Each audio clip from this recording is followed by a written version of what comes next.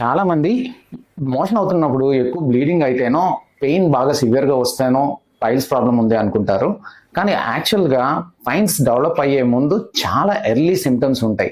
ఎర్లీగా ఉన్నప్పుడు పైల్స్ని ఎలా రియలైజ్ చేయొచ్చు, ఎలా రికగ్నైజ్ చేయొచ్చో నేను మీకు ఈరోజు చెప్తాను. నేను మీ favourite laparoscopic and laser surgeon doctor Naveen. ముందుగా అసలు హెమరాయిడ్స్ లేదా పైల్స్ అంటే ఏంటో తెలుసుకుందాం. మలరంధ్రం దగ్గర ఇలాంటి వెయిన్స్ అంటే ఇక్కడ ఉండే రక్తనాళాలు వాటిని ఉబ్బిపోయి ఉండటాన్ని మనం హెమరాయిడ్స్ లేదా పైల్స్ అనుకుంటాం. ఇది చాలా స్లోగా డెవలప్ అవుతూ ఉంటుంది. ఎర్లీ సిమ్టమ్స్ మొదట్లోన కొన్నిసార్లు ఒకటో రెండో సార్లు టైట్ మోషన్ అయినప్పుడు బ్లీడ్ అవ్వటం కానీ అలాగా కనిపించేటప్పుడు, అంటే కమోడ్లోన ఒకటి రెండు చుక్కలు బ్లడ్ పడినా లేదా మన టాయిలెట్ పేపర్కి బ్రైట్ రెడ్ కలర్లో ఉన్న బ్లడ్ కనిపించినా then we have to understand this is an early symptom. చాలాసార్లు దీన్ని టైట్ మోషన్ వల్ల అంటే కాన్స్టిపేషన్ అవ్వటం వల్ల అని చెప్పేసి మనం నెగ్లెక్ట్ చేస్తుంటాం. కొన్ని సందర్భాల్లో ఈ హెమరాయిడ్స్ ఎర్లీ స్టేజెస్లో ఉన్నప్పుడు కూడాను ఇలాంటి బ్లీడింగ్ అవుతూ ఉంటుంది. ఇక్కడ కనుక మనం చూసినట్టయితే ఈ హెమరాయిడ్స్ ఇంటర్నల్ హెమరాయిడ్ ఉన్న దగ్గర ఇక్కడ కట్ అయిపోయి ఇలాగ బ్లీడ్ అవ్వడాన్ని చూస్తుంటాం. హార్డ్లీ 1 or 2 drops బ్లడ్ మాత్రమే రావచ్చు, కానీ this is one of the early sign. మనకి టాయిలెట్ పేపర్లో కూడాను we sometimes see bright red colour while passing motion అన్నమాట. సెకండ్ సిమ్టమ్, మోషన్ అయిన తర్వాత యానల్ కెనాల్ దగ్గర ఇంటెన్స్ సివియర్ ఇచ్చింగ్ అనేది రావటం.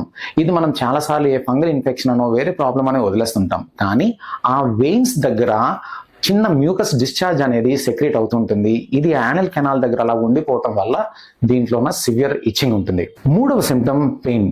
యూజువల్గా ఇంటర్నల్ హెమరాయిడ్స్లోన పెయిన్ ఉండదు, కానీ ఎక్స్టర్నల్ హెమరాయిడ్స్ ఉంటే లేదా ఇది మోషన్ని అడ్డుతున్నట్టుంటే అప్పుడు this is an early symptom of haemorrhoids or piles. చాలాసార్లు మోషన్ అయిన తర్వాత ఒక కండలాగా బయటకు రావడం లేదా స్కిన్ ఎలాంగేట్ అవ్వడం ఇది చూస్తుంటాం.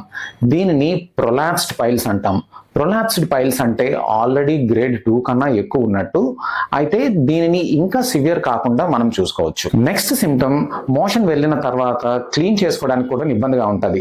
దీన్ని స్టిక్కీ డిశ్చార్జ్ లాగా, ఈ రోజు మనం హ్యాండ్ ఫ్లష్లు చాలాసార్లు వాడుతున్నాం కాబట్టి ఈ సిమ్టమ్ని మిస్ అవుతుంటాం and most of us miss regard. కానీ క్లీన్ చేసుకుంటున్నప్పుడు యానల్ కెనాల్ దగ్గర కొంచెం మ్యూకస్ డిశ్చార్జ్ లాంటివి తగిలినా, కొంచెం స్టిక్కీగా అనిపించినా ఇది మనం అక్కడ ఎన్లార్జ్ అయిపోయి ఉన్న వెయిన్స్ దగ్గర నుంచి సెక్రీట్ అవుతుంది. ఇక్కడ మనకి పైల్స్ డెవలప్ అయ్యే అవకాశం ఉంది అని మనం అర్థం చేసుకోవచ్చు.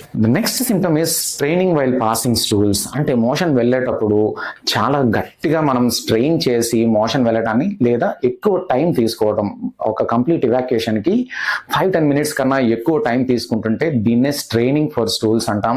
అండ్ పైల్స్ ఉండటం వలన అది యాక్చువల్ స్టూల్స్ బయటికి రావడానికి దారికి అడ్డుపడి ఈ కాన్స్టిపేషన్ లేదా స్ట్రెయినింగ్ అనేది అవుతుంది. This is one of the earliest symptom. Next symptom burning. Motion వెళ్ళిన తర్వాత అందులో ఉన్న స్పైసీ ఫుడ్ కానీ అవుట్ సైడ్ ఫుడ్ కానీ తిన్న తర్వాత చాలా వేడిగా బర్నింగ్ సెన్సేషన్ లాగా ఉంటుంది. ఈ బర్నింగ్ సెన్సేషన్ ఎందువల్ల వస్తుంది అంటే ఆల్రెడీ ఎన్లార్జ్ అయి ఉన్న ఆ పైల్ మాస్ మీద ఎరోజన్, ఇన్ఫ్లమేషన్ అంటే వాపు అంటాం, ఆ వాపు ఉండటం వలన this causes this burning sensation. ఈ పైల్ మాస్ ఉంటే ఈ బర్నింగ్ అనేది చాలా common. This is one of the earlier symptom. Last symptom, feeling of incomplete evacuation. అంటే మోషన్ అయిపోయిన తర్వాత కూడాను ఇంకా కంప్లీట్ గా క్లియర్ కాలేదు అనిపిస్తుంది. This is because of the engorged veins. Friends, ఇప్పుడు మనం తెలుసుకున్నవన్నీ earlier symptoms of haemorrhoids or piles.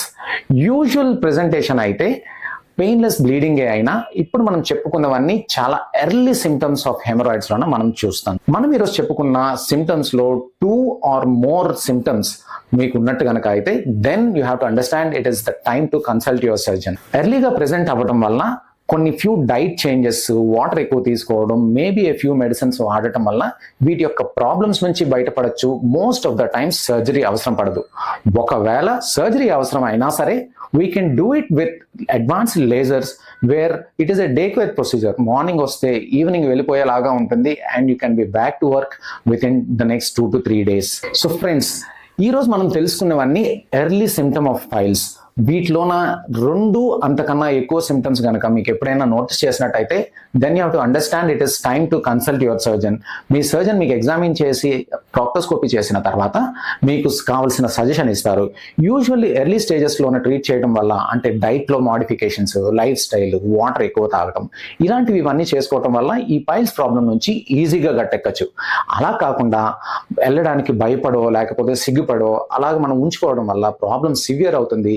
వీటికి తోడు మెడికల్ షాప్కి తెలిసి తెలియని మందు వాడటం వలన మనకున్న ప్రాబ్లమ్స్ పెరగడమే కాదు, complications and some times surgery కూడాను దారితీస్తుంది. ఒకవేళ సర్జరీ అవసరం పడినా సరే అడ్వాన్స్ లేజర్స్ తోని ఈ ప్రొసీజర్స్ చేయటం వలన ఒకే రోజులోన, అంటే ఉదయం చేస్తే సాయంత్రంలోగా మీరు ఈజీగా రికవర్ అవ్వగలుగుతారు and you will be back to work within the next 2 to 3 days. And we at A1 Laparoscopy Hospital are specialized in laser treatment for piles, and do contact us for any problems regarding motion or hemorrhoid problems. Thank you.